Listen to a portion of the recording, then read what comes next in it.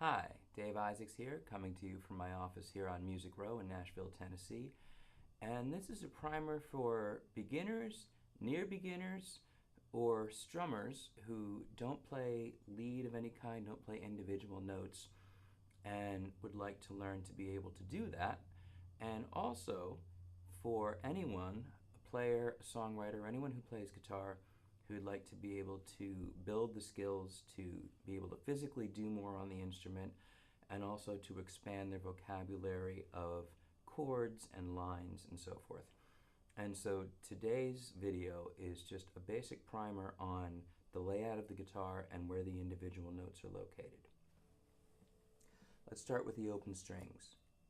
Low E, A, D, G, B, high E.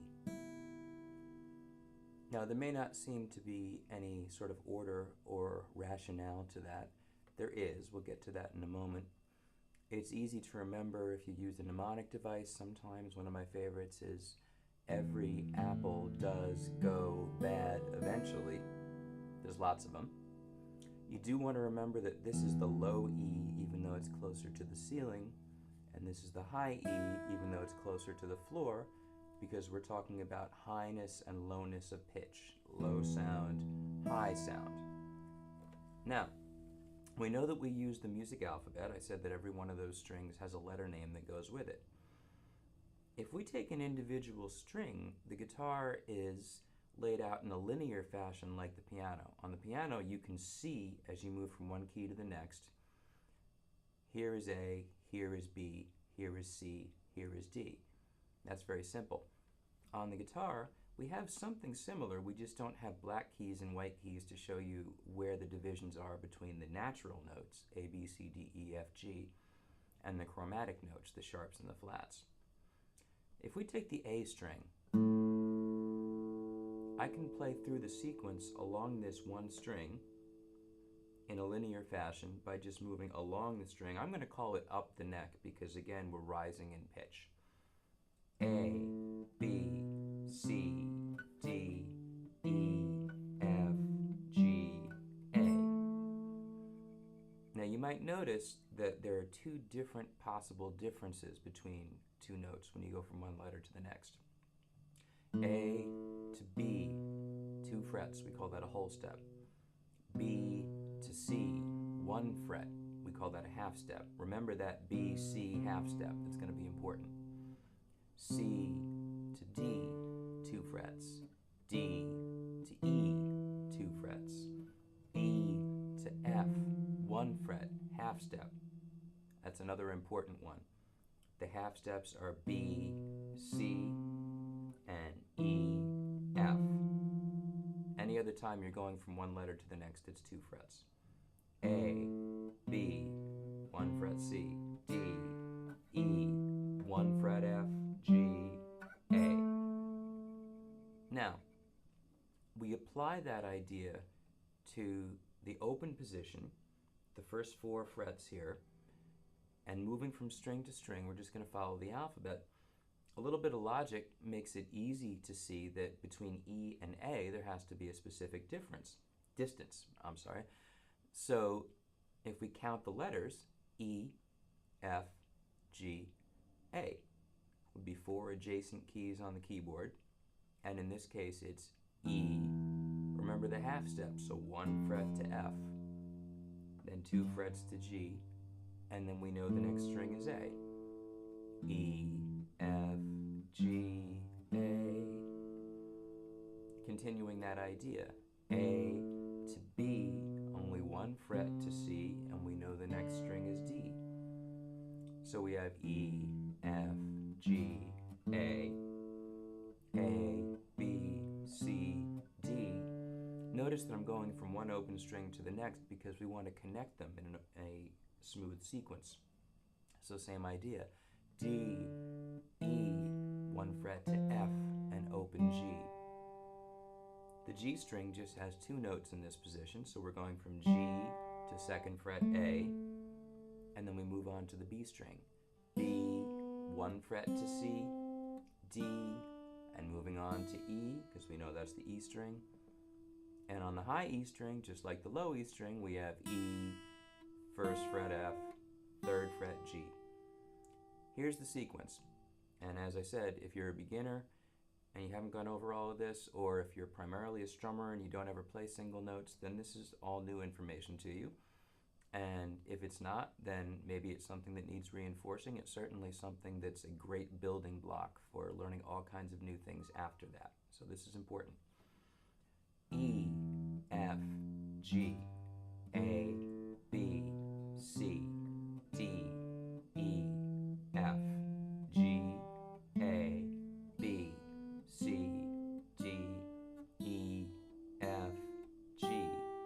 It's great for finger coordination too, and it's important to do it slowly enough that you get every note to speak clearly. I should briefly address sharps and flats. A sharp makes a note a half step higher or 1 fret higher in pitch. A flat makes a note a half step lower or 1 fret lower in pitch, in sound. I'm going to play up using sharps and down using flats because the same note can be spelled either as a sharp or a flat. Here's F. F sharp is higher than F, but this same note is also 1 lower than G, G, G flat. So we would call this note F sharp or G flat depending on what key we're in.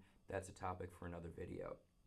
For simplicity's sake, I'm going to go up with sharps, come down with flats. E, F, F sharp, G, G sharp, A sharp, B, C, C sharp, D, D sharp, E, F, F sharp, G, G sharp, A sharp, just 4 notes there, B, C, C sharp, D, D sharp, E, F, F sharp, G, G sharp. That's the entire first position. Now coming down, we'll call G sharp A flat because it's also 1 lower than A. Here's A flat, fret 4. So coming down, A flat, G, G flat, F, E. Just below E is E flat, E flat, D, D flat, C, B. Now going to the next string, 3rd fret just below B is B flat, A flat, G. Below G is G flat, fret 4, G flat, F, E, E flat, D.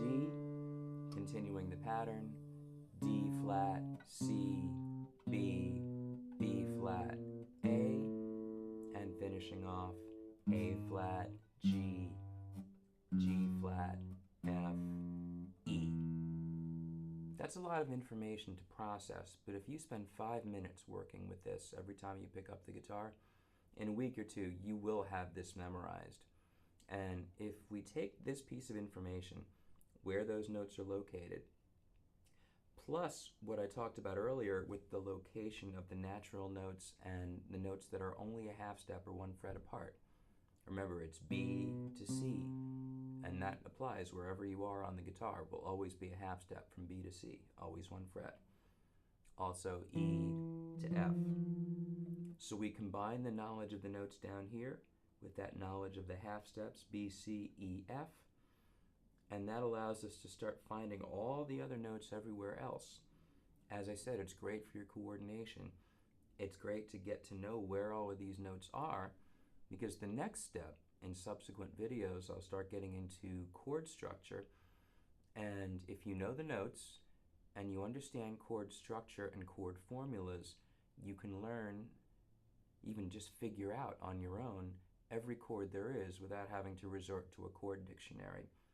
And that starts giving you lots and lots of choices as a player, as a writer, just expanding your options, giving you a wider tonal palette, and that's really the goal, certainly, of every songwriter, every creative artist that I can think of. So I hope this little introductory video has been helpful. This is Dave Isaacs coming to you from Nashville, Tennessee. You can find me on the web at NashvilleGuitarGuru.com. Thanks for watching.